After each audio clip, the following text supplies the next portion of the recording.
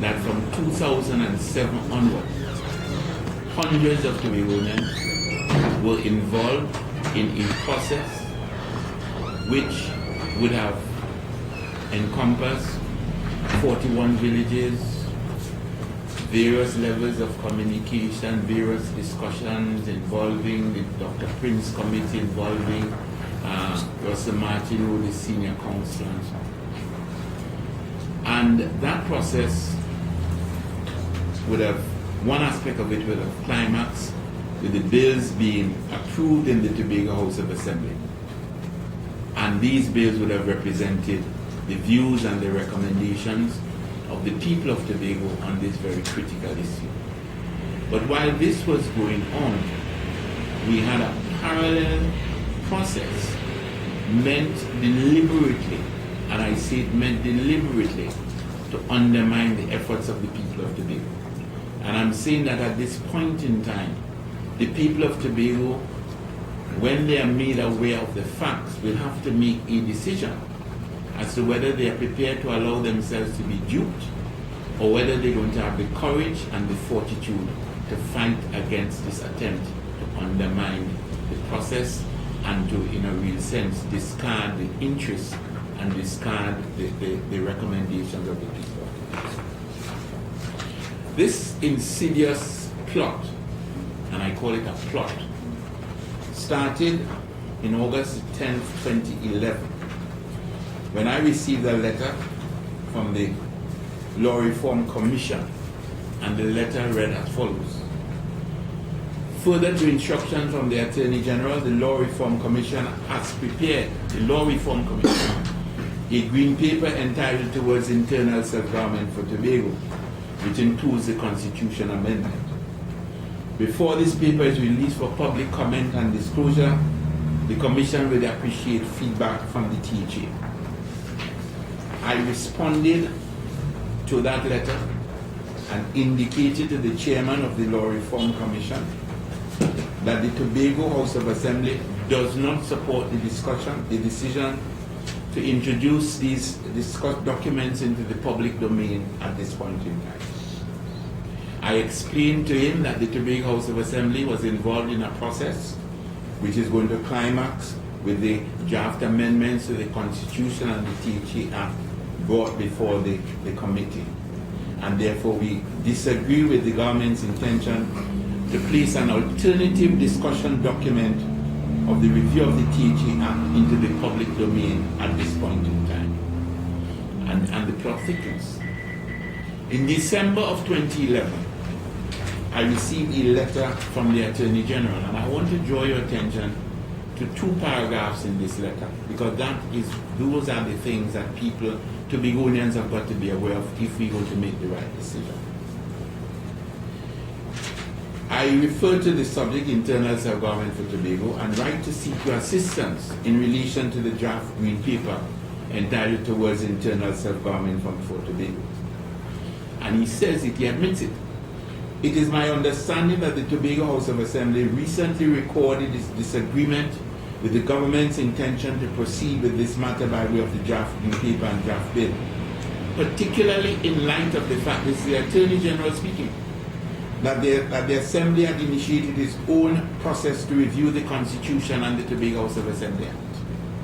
I have been advised that a constitutional amendment bill had been prepared by a team headed by Dr. John Prince, which has also prepared a Tobago House of Assembly bill which seeks to repeal the current act, and that both bills have been laid in the Assembly.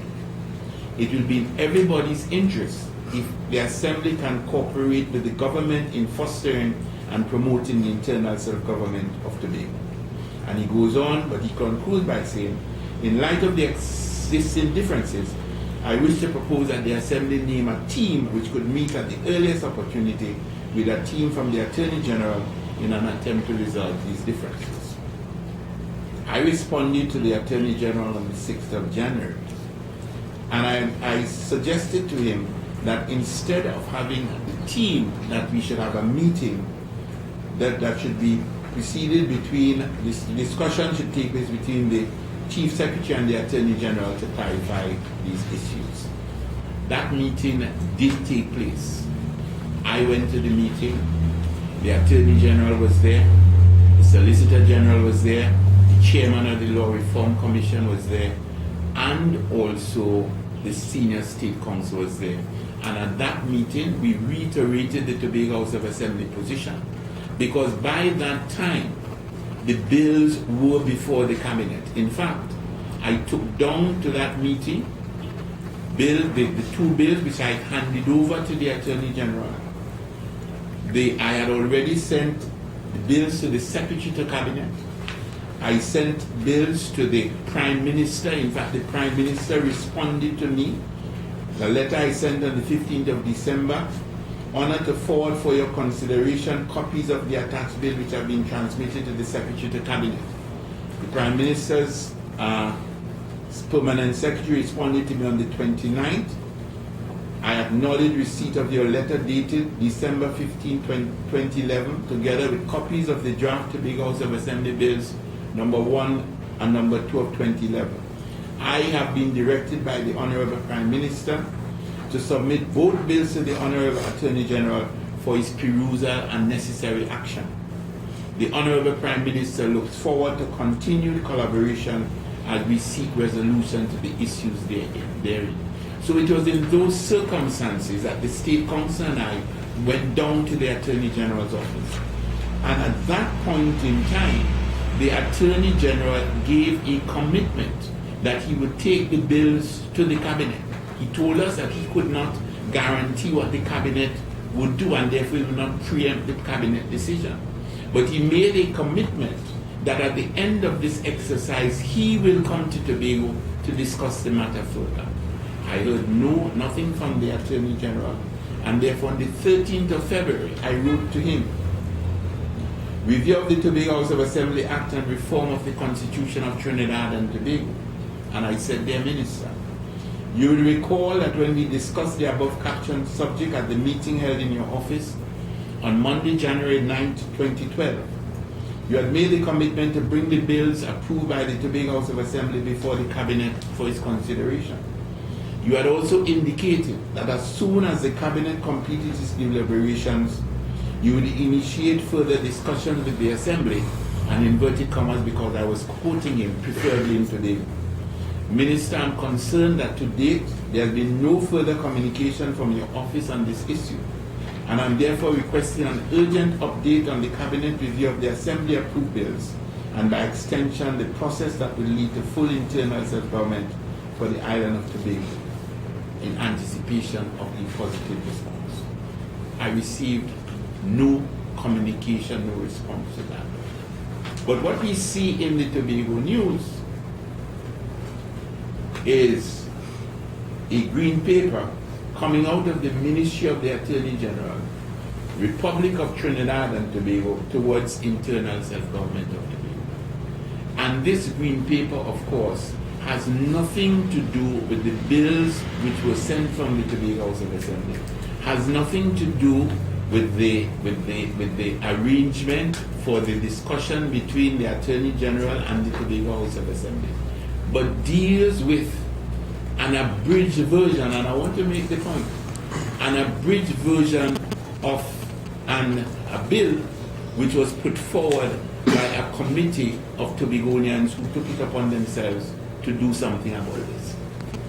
And therein lies the danger. Because if the Tobago people are not sufficiently alert, this bastardized version of a bill that was in no way related to the views and recommendations of the people of Tobago is what is going to be done for discussion. I am saying that when one peruses this does not take into consideration some of the fundamental issues. And somebody has got to answer the question. Even in relationship to the original bill that was presented by the group of Tobagonians, a fundamental aspect of it is taken out of this bill. The whole question having to do with the national list has been taken out, and there has to be a reason for that. But I'm saying to the people of Tobago that this bill should not be done for discussion at all, because it does not represent the views and the recommendations of the people of Tobago. I am saying that if there is to be a discussion between the people of Tobago and the people of the rest of the country on what has been happening to Tobago or what should happen in Tobago, the rest of the country does not have to agree. The rest of the country does not have to accept. But the rest of the country should have the opportunity to know this is what Tobagonians think. It's like any negotiating position. If I go into the negotiating position as a union and I go to have a discussion with the employer, I have the right to put on the table what I want. The employer can say I'm being preposterous. The employer can say he does not agree. The employer can make amendments and adjustments. But I have the right to put on the table what I think. And I believe that it is an insult to the people of Tobago that after 4 years of discussion, after a process in which all the political parties were involved in one way or the other, after a process which involved people of all sectors, that the government of Trinidad and Tobago, the central government, with the collusion of the Tobago Organization of the people who dropped out of the process at a particular point in time, and now we know why, that they should be attempting to foist on us something that does not represent our interests. And I want to indicate that it is only the people of Tobago who will be able to ensure that this does not happen, and it should not happen. I have absolutely no problem if the central government or people throughout or various sectors say they don't agree with anything on the bills presented by the Tobago House of Assembly and the people of Tobago. I have no problem with that. But I demand the right of the people of Tobago to put their position into the public domain. And I'm saying, therefore, that we in the Tobago House of Assembly are going to do everything in our power to ensure that all the people of Tobago know what is going on. We're going to hold public meetings, we're going to have community meetings. We are going to do everything possible to alert the people of Tobago to what is being done to them. Because I think that it's unconscionable that a Tobago-based party should be party to this particular betrayal and this insult. Because this represents nothing, it represents nobody. Because I want us all to bear in mind two things. One, the author of this document, in the full view of the entire Tobago public present at the Scarborough Secondary School, the author of this document publicly presented this document and said, this document, I want one process. And this document became, therefore, part of the process which led to the Tobago bills. So that how can you now extract that document on its own and put it out there as a position for Tobagonians to discuss? This has already been discussed. This has already become part of the bill. And therefore there is nothing in this that does not appear in the bill. But I want the people of Tobago to be aware of two things. The danger in this is that if this is accepted and in fact becomes the basis for discussion, we really have nothing. We would just give the impression that we have internal self-government, because internal self-government, as far as I'm concerned, is not about land. It's about people. It is the people of Tobago who want internal self-government, not just the landmass. And what this treats with is the landmass, because there is nothing in this, for example, to define who are the people who are supposed to be given this the internal self-government.